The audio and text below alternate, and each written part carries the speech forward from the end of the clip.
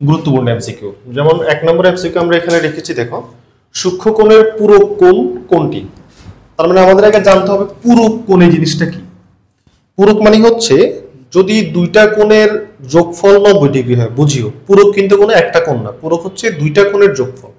দুইটা কোণের যোগফল যদি 90 ডিগ্রি হয় তাহলে সেই দুইটা কোণকে একটাকে আরেকটার পূরক কোণ বলে। অর্থাৎ সেই হিসেবে আমি যদি তোমাকে বলি 60 ডিগ্রি, তাহলে 60 ডিগ্রির পূরক কোণ কত?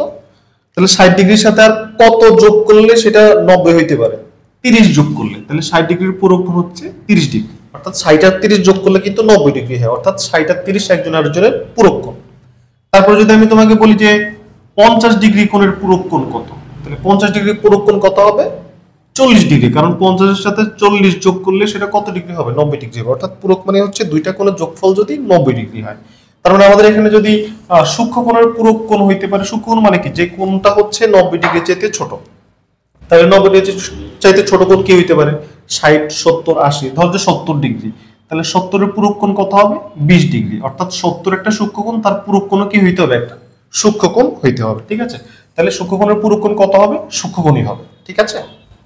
আচ্ছা, এবার আসো আমরা 2 নম্বর এমসিকিউ তে চলে আসি। দেখো এখানে বলেছে এবি প্যারালাল সিডি এবং ইএফ ছেদক হলে সিকিউএফ এর পূরক কোণ কত? তো পূরক কোণ সম্পর্কে তো আমাদের আইডিয়া আগেই আছে, আমরা পূরক কোণ জেনেছি 1 নম্বর এমসিকিউ তে।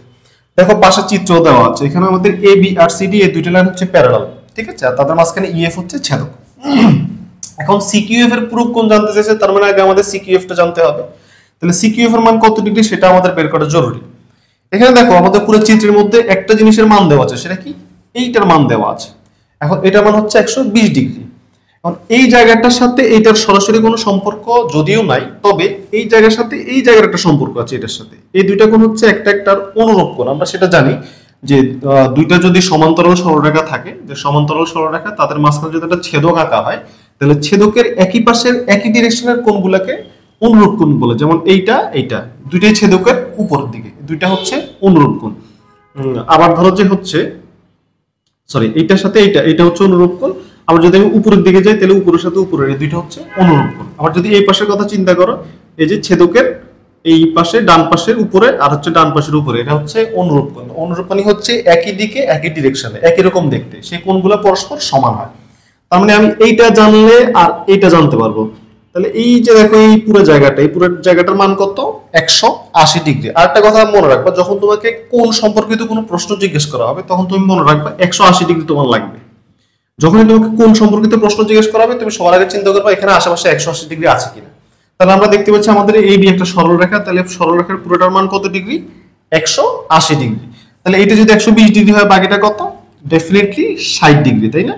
কারণ 60 এর 20 180, অর্থাৎ 180 থেকে 120 বিয়োগ করে দিলে আমি কিন্তু এই পাশের কোণটা পেয়ে যাচ্ছি।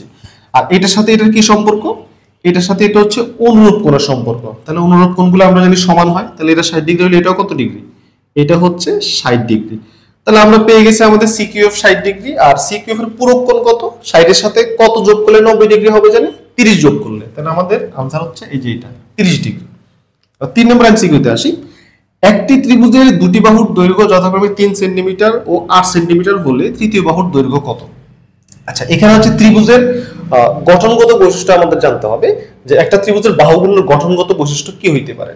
ত্রিভুজের বাহুদের গঠনগত বৈশিষ্ট্য হচ্ছে যে ত্রিভুজের তিনটা বাহুর মান এমন ভাবে হবে যে যে কোনো দুইটাকে তুমি যোগ করে দাও না কেন সেটা হচ্ছে 3 নম্বর যে বাহু থাকবে তার চাইতে বড় হবে। যেমন আমি যদি এখানে দুটো एग्जांपल দিই তোমাদেরকে, ধরো যে আমি এখানে লিখলাম হচ্ছে 3, 4 আর হচ্ছে 6। এখন এই দুইটা বাহু যোগ করো, যোগ করলে কত হয়? 7। 7 কিন্তু 6 এর চাইতে কি আছে? বড় আছে। তার মানে এই এই যে বিল্ডিং বৈশিষ্ট্য, এই বৈশিষ্ট্য সে মেইনটেইন করতেছে। শুধু একভাবে না, আমাদের ভিন্নভাবে চেক করতে হবে। আবার 3 এর সাথে 6 যোগ করো, কত হয়? 9। তাহলে 9 এই যে বাকি যে বাহু আছে 4 তার চাইতে বড়। আবার এই দুইটা বাহু যোগ করো, 6 আর 4 যোগ করলে কত হয়? 10। তাহলে 10 হচ্ছে কত? 3 এর চাইতে বড়। তাহলে দেখো আমরা এই তিনটা বাহুকে যেভাবে যোগ করি না কেন, দুইটা বাহু যোগ করলে সেটা অবশ্যই 3 নম্বর বাহুর চাইতে কি হচ্ছে? বড় হচ্ছে। ঠিক আছে, তাহলে এটা দিয়ে আমাদের পক্ষে ত্রিভুজ গঠন করা সম্ভব। আবার যদি এটার জায়গায় যদি আমি ধরো যে এই एग्जांपलটা তোমাদেরকে দেই, ধরো হচ্ছে 3, 6 আর হচ্ছে তোমার 10। তাহলে এখন খেয়াল করো যে 3 আর 6 এই দুটো যোগ করলে কত হয়? 9। 9 কি 10 এর চেয়ে গ্রেটার হচ্ছে? হচ্ছে না। দেখো 9 কিন্তু স্মলার দেন 10, তাহলে এটা দিয়ে আমাদের পক্ষে ত্রিভুজ গঠন করা সম্ভব না। বুঝতে পেরেছো? তাহলে ত্রিভুজের বিল্ডিং বৈশিষ্ট্য হচ্ছে দুইটা বাহুর যোগফল অবশ্যই 3 নম্বর বাহুর চেয়ে গ্রেটার হইতে হবে। তাহলে এখানের মধ্যে আমরা একটু চেক করে দেখি, 3 8, 3 আর 8 যোগ করলে কত হয়? 11 হয়। তাহলে 11 6 চেয়ে বড়, ঠিক আছে। তাহলে 3 8 6 দিয়ে আপাত দৃষ্টিতে মনে হইতে পারে যে ঠিক আছে। আবার দেখো 6 আর 3 যোগ করো, 6 আর 3 যোগ করলে কত হয়? 9, 9 আবার 8 চেয়ে বড় আছে। আবার এদিক দিয়ে দেখো 3 আর 4 যদি যোগ করলে কত হয়? 7। তাহলে এটা কি 8 এর চেয়ে বড় হইলো? না, এটা 8 এর চেয়ে কি হয়ে গেল? ছোট হয়ে গেল। তাহলে 4 দিয়ে আমাদের পক্ষে সম্ভব না। আবার যদি এদিকে চিন্তা করো 3 আর 3 যোগ করে কত হয়? 6, 6 কিন্তু 8 এর চেয়ে কি হয়ে গেল? ছোট হয়ে গেল। তাহলে এটা দিয়েও সম্ভব না। ঠিক আছে। আবার দেখো 3 আর 11 যোগ করে কত হয়? 14, 14 8 এর চেয়ে বড়, সেটা ঠিক আছে, কিন্তু 3 আর 8 যোগ করে কত হয়? 11, 11 কিন্তু 11 এটা সমান হয়ে গেল। তাহলে এটা দিয়েও কি সম্ভব না। তাহলে আমাদের এটা দিয়ে সম্ভব, কারণ 8 আর 6 14, 14 3 এর চেয়ে বড়। আবার হচ্ছে 6 আর 3 হচ্ছে 9, সেটা 8 এর চেয়ে বড়। আবার 8 আর 3 হচ্ছে 11, সেটা 6 এর চেয়ে বড়। অর্থাৎ এইটা দিয়ে আমাদের পক্ষে ত্রিভুজটা গঠন করা সম্ভব। 4 নম্বর এমসিকিউটা দেখো, ত্রিভুজ এবিসি এ ইওএফ যথাক্রমে এবি ও এসি এর মধ্যবিন্দু হলে বিসি এর দৈর্ঘ্য কত? তাহলে এটা হচ্ছে আমাদের একটা ত্রিভুজের কথা বলা হচ্ছে, যার দুইটা মধ্যবিন্দু হচ্ছে, দুইটা বাহুর মধ্যবিন্দু ই এবং এফ। এই ই এবং এফ বাহু বিন্দুগুলোকে যখন আমরা যোগ করলাম তখন একটা লাইন উৎপন্ন হয়েছে, তাই না? এই যে লাইনটা, এই লাইনটা হচ্ছে ত্রিভুজের তৃতীয় যে লাইন আছে সেটার অর্ধেক। এটা আমরা কোথায় পেয়েছি? এই জাস্টিফিকেশনটা আমরা পেয়েছি হচ্ছে উপপাদ্য 15 অধ্যায় 6। ঠিক আছে, সেখানে আমরা পড়েছিলাম যে ত্রিভুজের যে কোনো দ্বিবাহুর মধ্যবিন্দু যোগ করলে যে লাইনটা পাওয়া যায় সেই লাইনটা তৃতীয় বাহুর অর্ধেক হবে। অর্থাৎ আমাদের এখানে ইএফ বাহুটার মান হচ্ছে বিসি এর অর্ধেক। তাহলে ইএফ এর মান এখানে কত দেওয়া আছে? ইএফ এর মান দেওয়া আছে হচ্ছে 3x + 5, আর বিসি এর মান দেওয়া আছে কত? 12x - 8। ওকে, তাহলে এবার আমরা একটু সিম্পলিফাই করে ফেলি। সিম্পলিফাই করে আমরা x এর ভ্যালুটা বের করে ফেলি। হ্যাঁ, তাহলে 2 এর পাশে চলে আসলে ভাগ অবস্থা আছে, এখানে গুণ হবে। তাহলে গুণ হলে 3 দুগুণে 6 প্লাস 5 দুগুণে 10, তাই তো? আর এখানে হচ্ছে 12x - 8।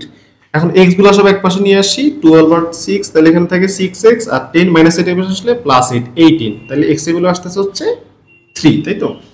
এবার 3 ভ্যালুটা আমরা BC তে বসাই দিই, তাহলে আমরা আমাদের BC বাহুর মানটা পেয়ে যাব। তাহলে হচ্ছে 12 × 3 - 8, তার মানে হচ্ছে 28।